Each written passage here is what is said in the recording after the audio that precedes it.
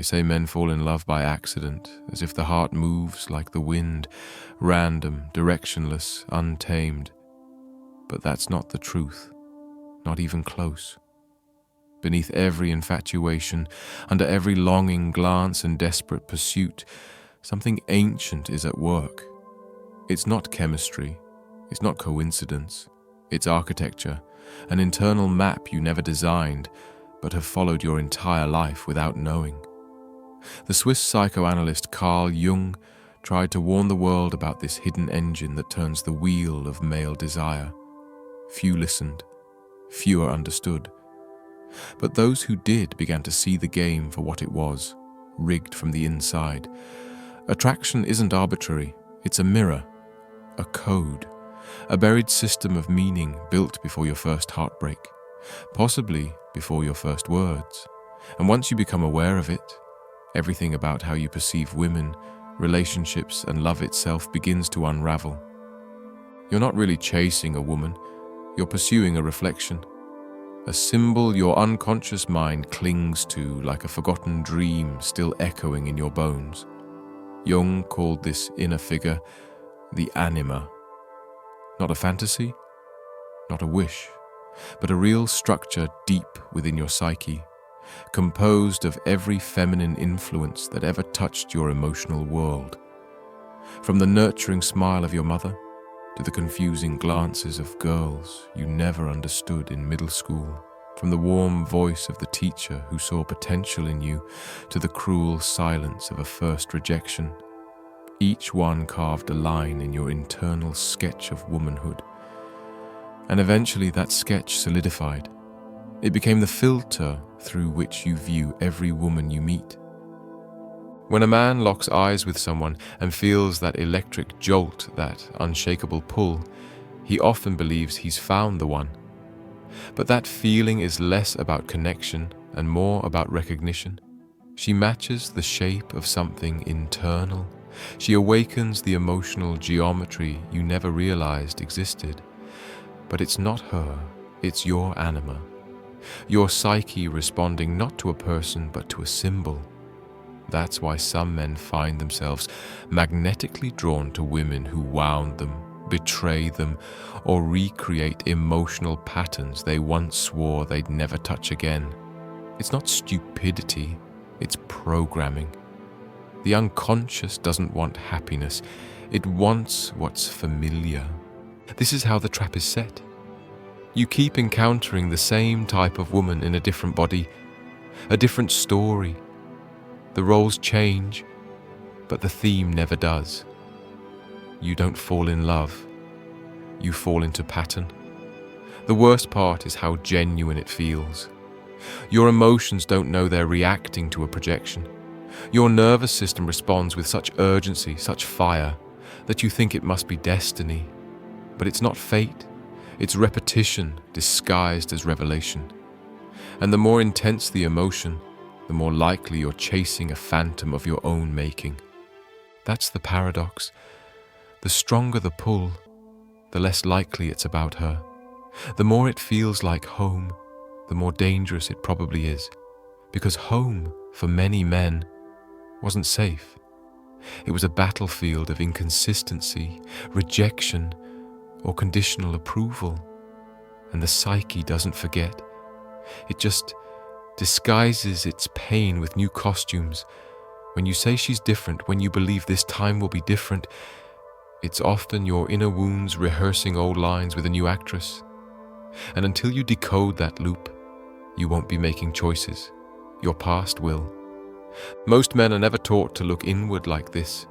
No one hands them a manual on the hidden architecture of their desire. They're told to follow their heart, trust their instincts, pursue what excites them. But what if the excitement is trauma?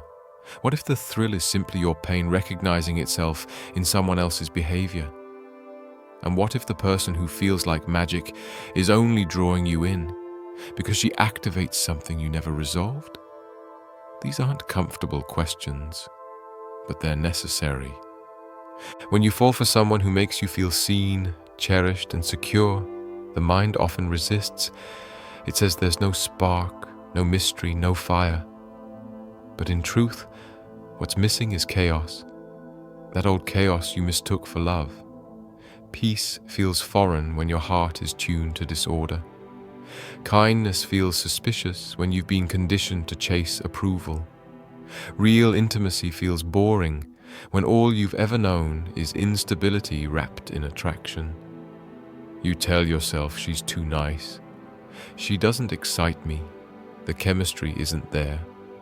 But what you're really saying is, she doesn't match my wounds. Jung warned that the unconscious, if left unchecked, would control your life. You'd make choices, act on feelings, sabotage good things, and call it fate. But it was never fate. It was your unhealed self, replaying its pain in disguise. That's why every failed relationship seems to echo the last. That's why, even after the heartbreak, you still find yourself walking back into similar stories, because the story isn't finished, not inside. And until it is, your life becomes a stage for your past to reenact itself with new players. There's a part of you that already knows this. You felt it in the quiet moments after a fight, in the aftermath of being ghosted or manipulated. A faint voice saying, "I've been here before." But instead of listening to it, you overanalyze her behavior. You try to crack her code, fix her, win her back. Because if you could just get this type of woman to love you, it would finally mean you're worthy. It would mean the pain from years ago was just a misunderstanding. But healing doesn't happen by proving yourself to someone else. It happens by confronting the part of you that still thinks you need to. The problem is, when you're caught in this cycle, every toxic dynamic feels like a test you're meant to pass. You think enduring her distance or surviving her hot and cold behavior will somehow earn you the love you've always craved. But that's the illusion. The test isn't about her. It's about your response. Will you keep chasing someone who only mirrors your broken parts? Or will you finally walk away, not from her, but from the script you've unconsciously followed for years? There's a painful realization that comes when you finally see the woman you're obsessing over isn't special. She's not magical. She's not unique. She's familiar. She fits the role. She hits the buttons. She pulls the levers that activate the emotional machinery you haven't disassembled. And once you see it, once you truly get it, the spell begins to lift. You don't stop caring overnight, but the fog starts to thin. And in that clearing, a question emerges. What would it mean to love without reliving? Attraction doesn't vanish, it evolves. When you stop needing someone to complete your emotional story, you begin to see people as they are, not as placeholders for your inner drama. You start to feel drawn, not to the intensity of pain, but to the stability of presence. You start choosing women who don't trigger your wounds, but who match your peace. And it's strange at first, almost empty, because there's no game to play, no need to perform or chase or prove. Just presence, just honesty, just connection without performance. But that's where real intimacy lives, not in the high of pursuit, not in the dance of validation, but in the quiet space where two people see each other as they are and say yes anyway. To reach that space, though, you have to pass through the fire of your projections, the fire of your unmet needs, the fire of your shadow. Every woman you've chased, every heartbreak you've suffered, every obsession you've endured, they weren't punishments, they were revelations. They were your psyche's desperate attempt to make you look inward. Not to blame her, but to meet the parts of yourself you abandoned, to ask the real questions. Why do I need her to validate me? Why does her silence feel like death? Why do I shrink when she pulls away? These questions don't have quick answers, but asking them breaks the cycle. Some men will never ask. They'll keep repeating, keep chasing ghosts, keep calling it passion. But if you're here, if you're listening, then something in you is ready. Ready to stop mistaking familiarity for destiny. Ready to stop calling anxiety attraction. Ready to stop handing your power to someone just because she feels like home. Home isn't a place that burns you. It's a place that holds you. And once you understand that difference, everything begins to change. There's a kind of woman who shows up in your life, not to love you, but to shatter you, not because she intends to, not because she's malicious, but because her presence touches a part of you so raw, so unhealed, that her very existence becomes unbearable and addictive at the same time. She doesn't ask for your soul, but somehow you offer it without her requesting anything. You give pieces of yourself away, just to keep her near, believing that if she stays, maybe that aching silence inside you will finally end. But it never ends, because she's not there to end it. She's there to reflect it. Carl Jung tried to describe this phenomenon through something most men spend their lives running from: the shadow. The parts of you that got locked away, suppressed, buried beneath politeness, strength, and performance. The fear that you're not enough, the quiet desperation for approval, the hunger to be chosen. These fragments don't die, they wait. And when a woman arrives who unknowingly represents those buried pieces, the chaos begins. You start seeing her not as she is, but as a mirror to everything unresolved within you. The more she ignites your insecurity, the deeper you fall. The more she pulls away, the more obsessed you become. Because her absence doesn't just feel like rejection, it feels like reliving the pain you never got to name as a boy. This kind of attraction isn't romance, it's a collision between who you are and who you've never dared to confront. And it's not her fault. She didn't come to destroy you, she came to awaken you. She walks into your world like a whisper that becomes a storm, unraveling the calm you built around your wounds. Suddenly you're making excuses for her cruelty. You're explaining away the distance. You call it passion. You tell your friends she's just complex, mysterious, hard to read. But what you're really saying is, she reminds me of a place I've been before, one I never healed from. You start bargaining. If I just show her more of my heart, maybe she'll stay. If I give up more of myself, maybe she'll love me back. You don't realize that you're reenacting an old script, the one where love must be earned through self-abandonment, where affection is a reward for loyalty in suffering, where presence is purchased with patience in pain. And the more you give, the more she takes. Not because she's evil, but because she's simply playing her own unconscious role. She's the echo of a story she never wrote, just like you. Men often talk about toxic relationships as if they're puzzles to solve or fires to escape. But the truth is, these connections linger because they speak to the exact place in you that still believes pain is the price for love. You stay, not because she makes you feel alive, but because without her chaos, you're forced to sit in silence with the parts of yourself you've avoided. It's not about her anymore. It's about what her absence awakens in you. That emptiness you thought you buried, now louder than ever. The shadow isn't a monster, it's a message.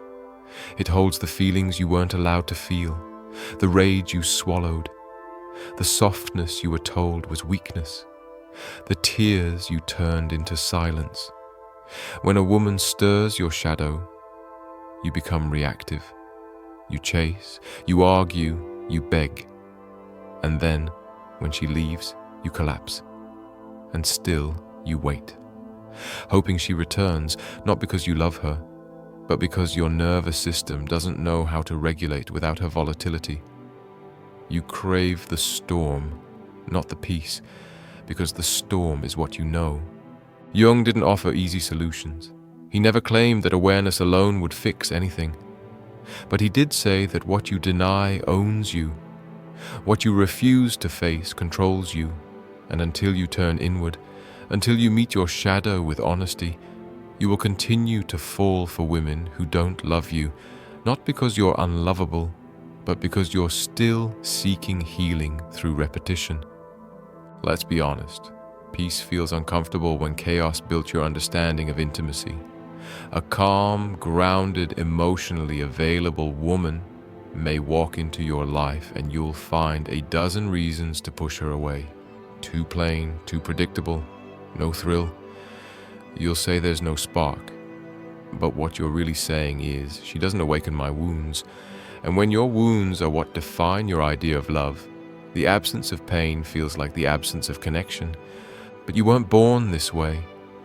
You were shaped by environments where love came conditionally, by moments where your tears were ignored, by patterns where attention was given only when you earned it, fought for it, or suffered enough to deserve it. Your body remembers. Your mind just doesn't know how to name it. So when she appears, the one who doesn't hurt you, you question her instead of questioning the wound that expects pain. That's the dilemma. You say you want stability, but you're wired for war. You crave serenity, but your body is trained to look for fire. That's why good women often feel dull, because they don't match the internal frequency of your trauma. They don't feel like home. And that's exactly why they could be your healing, but only if you stop romanticizing the storm. You might find yourself wondering why you always fall for the same type. It's not coincidence, it's calibration. Your emotional compass has been aligned not to what nurtures you, but to what triggers your old survival strategies. You think you're falling in love, but you're actually reliving. You think she completes you, but she really completes the circle of dysfunction you've walked since childhood. To break the cycle, you have to step outside of what feels urgent and look at what's consistent. Who are the women you chase? What do they have in common? And most importantly, what do they reflect about the parts of you you're still trying to outrun? It takes courage to admit that the love you've known has been a series of rehearsals for a script that ends in your emotional disappearance. It takes even more courage to stop performing that role. There comes a moment, if you're lucky, when you can finally pause in the middle of the obsession and ask, what is this really about? Not what she did or didn't do, not the messages left unread, but why her rejection feels like proof that you're not enough. Why her presence becomes the anchor for your self-worth. Why her attention feels like sunlight on starving skin. That's not love. That's depletion. Healing doesn't mean you stop loving. It means you learn to love in ways that don't cost you your sanity. It means you stop looking for salvation in someone else's validation. You stop mistaking punishment for devotion. And you begin to sit with yourself in the moments you used to run. When you do, something shifts. The next time a woman who matches your shadow walks into your life, you recognize the pattern. You feel the pull, but you don't obey it. You acknowledge the attraction, but you don't surrender to it. Because now you know it's not her. It's the echo of an old wound asking to be reopened, and this time you choose not to bleed. There's nothing wrong with you for craving intensity, but it's worth asking whether your version of intensity is just trauma in disguise. The excitement you feel might be the body's way of saying, we've been here before, not this is right. The flutter in your chest may not be the voice of love, but the alarm bell of familiarity. And once you can tell the difference, the power returns to you. You begin to create space between emotion and action. You stop sending that text. You stop rehearsing how to win her back. You stop bargaining with your dignity just to be chosen. Not because you don't feel anymore, but because you've learned to feel without collapsing. You've learned to love without dissolving. You've learned to want without worshipping. And as you stand there, finally grounded, watching the emotional storm pass you by, a strange peace takes root. You're not numb. You're just not addicted anymore. The high no longer hooks you. The withdrawal no longer breaks you. And in that space, real love becomes possible. Love that isn't a gamble. Love that doesn't leave you wondering what went wrong every other week. Love that doesn't require you to shrink just to keep her attention. Love that doesn't rewrite your worth every time she disappears. That's the power of shadow integration. It's not about perfection, it's about presence. About reclaiming the parts of yourself that were once outsourced to other people's approval. About no longer needing a woman to validate your existence because you finally remembered how to belong to yourself. And in that remembering, you become immune, not to love, but to the illusion that love must be earned through pain. There is a moment in a man's life, not marked by celebration or applause, when everything quietly shifts. A moment not advertised, not romantic, not filled with fireworks or fanfare. It arrives in silence, like a soft knock at the door of the soul. It doesn't come when he gets the woman, wins the job, or achieves the thing he thought would make him whole. It comes when he finally sees it, all of it. The cycles, the projections, the way his own mind has been scripting every heartbreak long before the first date even began. And when that recognition lands, it's not liberating at first, it's devastating. Because you realize it was never about them. It was always about you. You spent years chasing ghosts dressed as women, mistaking emotional friction for fate, and confusing your own emotional hunger for desire. Every eye you tried to catch, every message you read twice, every long night spent wondering what went wrong, it wasn't about connection. It was about trying to fix a wound you didn't know you had, in ways that never stood a chance. You gave yourself away, not because she was worth it, but because you didn't know who you were without the chase. And now here you stand, no longer fooled. The games no longer entertain you. The back and forth doesn't thrill you. The pull of the woman who won't love you properly feels like static now, not music, because you've changed. Not on the surface, not in a polished performance way, but at the root, deep beneath every interaction. Something fundamental has rewired. You've turned inward, and what you found wasn't weakness or failure. It was the missing center of your own life. The self you had outsourced, pieced out for approval, passed like currency through every relationship where you thought being chosen was the prize. Once you reach this place, the world looks different. The way she flicks her hair, the long pause in her response, the passive-aggressive comment meant to keep you questioning, they no longer hold you hostage. You see it for what it is, an echo of a dynamic you no longer participate in, because when you stop confusing chaos with chemistry, you stop bleeding for people who never asked you to live. You start choosing silence over drama, peace over intensity, presence over promises. And that right there is power. Not the kind of power you flaunt or shout about, the kind that radiates from your spine when you no longer need someone to make you feel like a man. The kind that doesn't chase validation because it's already grounded in self-respect. You don't become emotionless, you become unshakable. You don't stop caring, you just stop collapsing. You don't stop feeling, you just stop leaking. And here's the strange thing. The women who once had power over you, they feel it too. They notice the shift, often without understanding it. They sense they can't pull you into the vortex anymore. You're no longer baited by silence. You're no longer seduced by the breadcrumb affection. You don't respond to emotional manipulation with effort. You respond with stillness. And that stillness terrifies those who depended on your confusion to feel in control. But you don't do it to hurt anyone. You do it because you finally love yourself more than the idea of being chosen. You don't act to impress. You live to express. You no longer wear masks because you've realized authenticity is the only armor that truly protects. That vulnerability is not weakness. That dignity doesn't mean being hard. It means being whole. And suddenly you're not trying to attract love. You're aligned with it. Now, when a woman enters your life, you don't scan her for red flags and make excuses.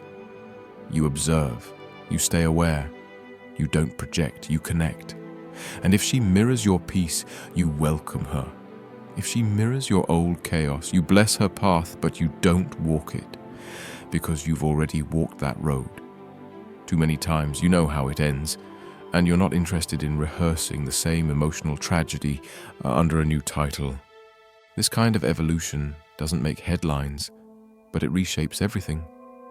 The way you speak, the way you listen, the way you hold your space in a conversation, the way you no longer flinch when someone withdraws affection, because your worth isn't negotiable anymore. You've tasted the cost of losing yourself, and you won't pay it again. You stop texting back just to fill the silence.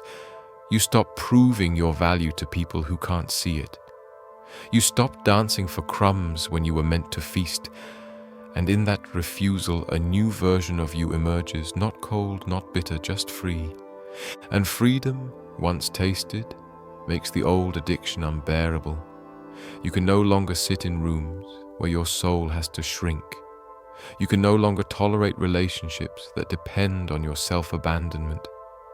You walk away earlier now, not because you're scared of intimacy, but because you've learned that proximity without presence is just emotional starvation in disguise. You're done starving. You've built a table where your wholeness eats first.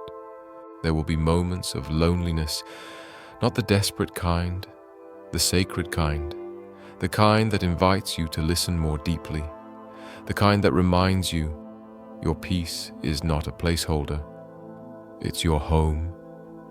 And when you stop trying to fill the silence with noise, you begin to hear what your soul has been whispering all along, that you were never broken, just distracted. You were never too much, just in the wrong rooms. You were never asking for too much. You were asking it from people who had too little. As you walk in this new awareness, you'll start noticing the women you once adored begin to shrink in significance. Not because you've outgrown them, but because you've outgrown the version of you that needed them, that begged for love disguised as attention, that mistook obsession for intimacy, that tolerated confusion as a currency for connection. That man no longer lives here. Now, when someone enters your space with games, with hot and cold antics, with inconsistent affection, and a superiority complex dressed as a lure, you smile, not with malice, but with memory. You remember who you were before you could see it, before you learned the language of wounds and recognized it playing out in real time. And instead of responding with effort, you respond with energy. You match peace with peace. You meet manipulation with distance. You meet drama with non-engagement, not as a tactic, but as a reflection of who you've become. And the irony? The more you embody this presence, the more magnetic you become. But not to everyone, to the right ones, the ones who aren't threatened by your wholeness, the ones who aren't looking for a man to fix, to chase, to dominate, or emotionally feed on, the ones who meet you where you are, not who expect you to shrink for them to feel secure. And when you meet her, not a savior, not a fantasy, but a partner, you'll know, because you won't lose yourself in the connection. You'll find more of yourself in it. There won't be the high of emotional chaos, but the quiet steadiness of truth. You won't have to guess where you stand. You'll stand together. You won't wonder if you're good enough. You'll both already know your value. And the best part? You'll be ready, because you didn't find her by luck. You became the man who was finally ready to meet her.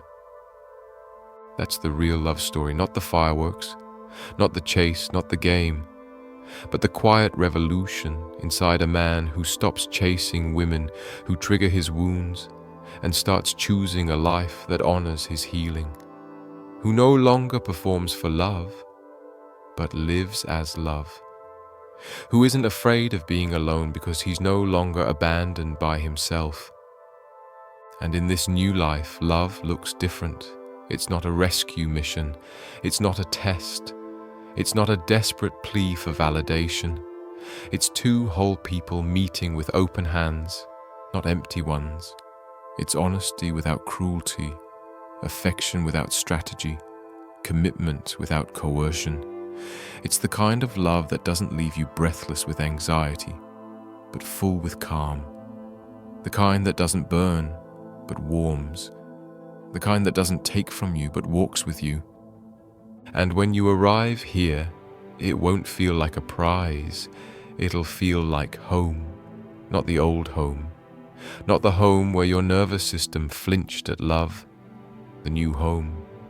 The one you built through fire, through loss, through brutal self-honesty, and years of unraveling everything you thought love was.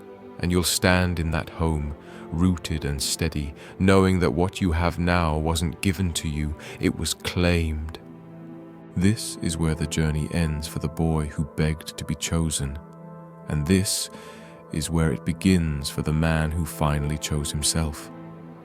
A man who walks not to find love, but to share it. A man who doesn't fear rejection because he no longer rejects himself. A man who has nothing to prove because his life is no longer an audition. A man who, when he looks in the mirror, no longer sees someone broken or not enough, but someone whole. And in that wholeness, you will find everything you once searched for in others, because it was never her love that was missing. It was always yours.